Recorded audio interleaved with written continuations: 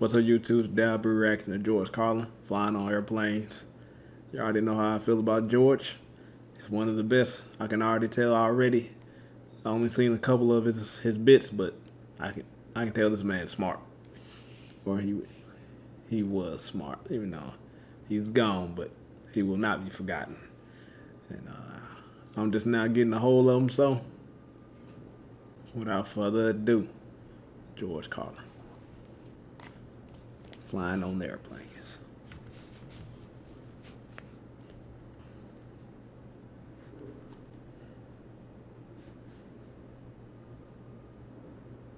Five, 4, 3, 2, 1.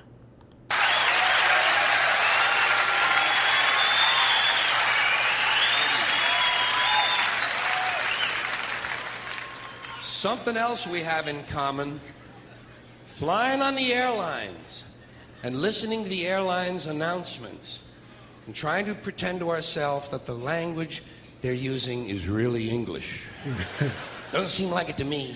Whole thing starts when you get to the gate. First announcement: we would like to begin the boarding process. Extra word, process. Not necessary. Boarding is enough. Right. We'd like to begin the boarding. Simple, tells the story. People add extra words when they want things to sound more important than they really are. Yeah. Boarding process sounds important. It isn't. It's just a bunch of people getting on an airplane. Right. People like to sound important. Weathermen on television talk about shower activity. Sounds more important than showers. I even heard one guy on CNN talk about a rain event. Swear to God. He said, Louisiana's expecting a rain event. I thought, holy shit, I hope I can get tickets to that. Preaching through it, too. Emergency situation. News people like to say, police have responded to an emergency situation. No, they haven't. They've responded to an emergency. We know it's a situation. Everything is a situation. Right. Anyway, as part of this boarding process, they say, we would like to pre-board.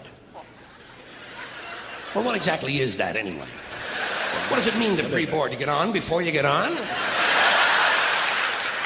That's another complaint of mine. Too much use of this prefix pre. It's all over the language now. Pre this, pre that. Place the turkey in a preheated oven. It's ridiculous. There are only 2 states an oven can possibly exist in: heated or unheated.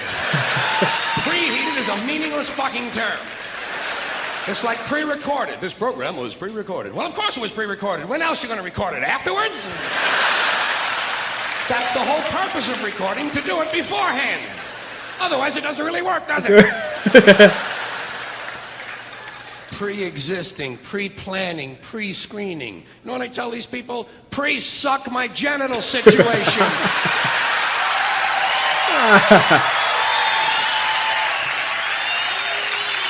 Tell me, suck it. And they seem to understand what I'm talking about. Mm-hmm. Anyway, as part of this pre-boarding, they say, we would like to pre-board those passengers traveling with small children. But what about those passengers traveling with large children? Suppose you have a 2-year-old with a pituitary disorder. You know, a 6-foot infant with an oversized head. Kind of kid you see in the National Enquirer all the time. Actually, with a kid like that, I think you're better off checking him right in with your luggage at the curb, don't you? Oh, wow. Well, they like it under there. It's dark. They're used to that. About this time, someone is telling you to get on the plane. Get on the plane, get on the plane. I say, fuck you, I'm getting in the plane. In the plane. Let Evel Knievel get on the plane. Yeah. I'll be in here with you folks in uniform. There seems to be less wind in here. They might tell you you're on a non-stop flight. Well, I don't think I care for that. No, I insist that my flights stop. Preferably at an airport. Right. It's those sudden, unscheduled cornfield and housing development stops that seem to interrupt the flow of my day. Here's one they just made up. Near miss.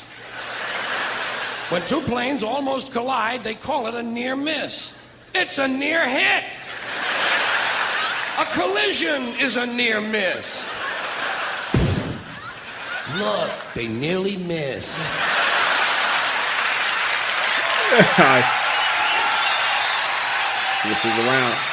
Switch it around on us. Yes, but not quite.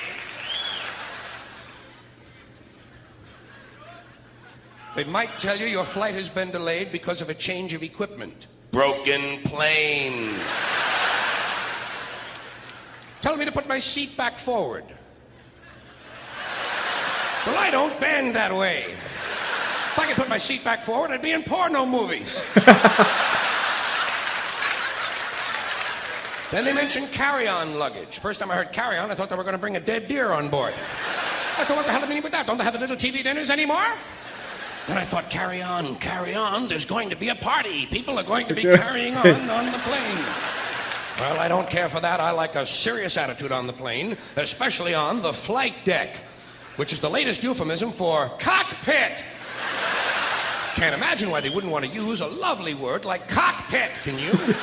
Especially with all those stewardesses going in and out of it all the time.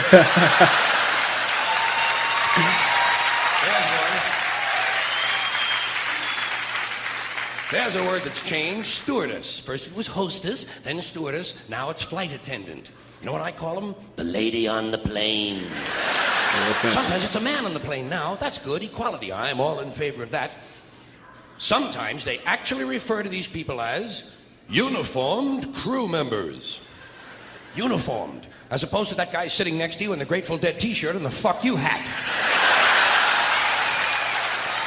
Who's working on his 9th little bottle of Kahlua, I might add. As soon as they close the door to the aircraft, that's when they begin the safety lecture. I love the safety lecture. This is my favorite part of the airplane ride. I listen very carefully to the safety lecture, especially that part where they teach us how to use the seat belts. Imagine this. Here we are, a plane full of grown human beings, many of us partially educated, and they're actually taking time out to describe the intricate workings of a belt buckle. Place the small metal flap into the buckle. Well, I asked for clarification at that point. Over here, please. Over here. Yes, thank you very much. Did I hear you correctly? Did you say place the small metal flap into the buckle, or place the buckle over and around the small metal flap? I'm a simple man. I do not possess an engineering degree, nor am I mechanically inclined. Sorry to have taken up so much of your time. Please continue with the wonderful safety lecture. Seatbelt. High-tech shit. The safety lecture continues. The next thing they do, they tell you to locate your nearest emergency exit. Mm-hmm. I do this immediately. I locate my nearest emergency exit, and then I plan my route. You have to plan your route. It's not always a straight line, is it? Sometimes there's a really big fat fuck sitting right in front of you.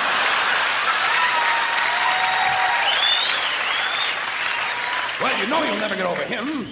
I look around for women and children, midgets and dwarfs, cripples, war widows, paralyzed veterans, people with broken legs, anybody who looks like they can't move too well. The emotionally disturbed come in very handy at a time like this.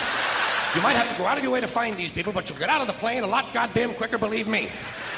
I say, let's see. I'll go around the fat fuck, step on the widow's head, I knew you would. push those children out of the way, knock down the paralyzed midget, and get out of the plane where I can help others.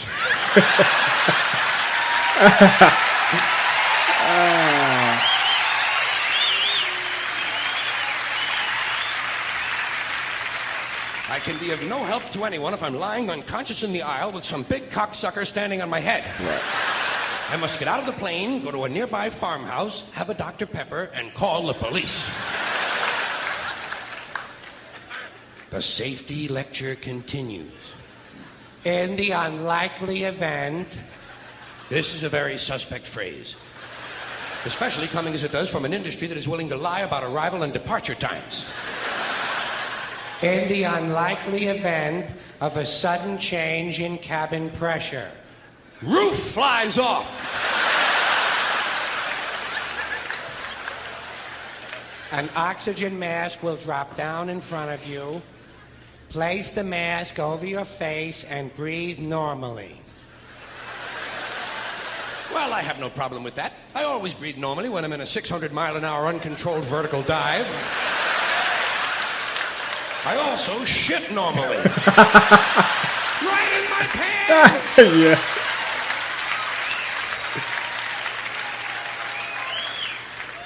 They tell you to adjust your oxygen mask before helping your child with his. I did not need to be told that. In fact, I'm probably going to be too busy screaming to help him at all. This will be a good time for him to learn self-reliance. Yeah. If he can program his fucking VCR, he can goddamn jolly well learn to adjust an oxygen mask. Right. Fairly simple thing, just a little rubber band in the back is all it is. Not nearly as complicated as, say, for instance, a seatbelt. The safety lecture continues. In the unlikely event of a water landing. I don't know. Well, what exactly is a water landing? Am I mistaken, or does this sound somewhat similar to crashing into the ocean? Yeah, that's what it is. Your seat cushion can be used as a flotation device. Well, imagine that. My seat cushion. Just what I need to float around the North Atlantic for several days. Clinging to a pillow full of beer farts. Old George. Flying on a plane, man. All right. Hey, George, Carlin. Coming back, making you think different about things. Yeah. Yeah, I'm telling you. I flew on an airplane a couple of times in my life. Yeah, me and the wife went to Vegas. That was the last time I flew on the plane. And man, it was crazy, man. Should I take off my my belt buckle so I could walk through the little thing to make sure I had no weapons or nothing on me. Like, God, doubt, but I say it's okay as long as the people that they really need to walk through there and get caught. Everything's good, man. But shit, I ain't gonna bring no weapons or nothing on no airplane. Hell. Bringing none of that. I'm just bringing me, my clothes, my wife, phone, wallet, and keys. Hell. All I need. Passport, maybe, if I had one. I don't have one. Yeah, man, but I really don't like flying. It's not my thing. I like being on the ground. You know, they say it's safer to fly in an airplane, but I think it's just because there's more cars on the ground. That's why they say it's safer. If it was more airplanes in the sky, then it would be different. I think I got that from Bill Burr. I'm pretty sure I heard him say it somewhere. Got it from Bill. Must be somewhere on the podcast or something. Yay. If you like the video, like it. Subscribe if you want to join the family. And y'all take it easy.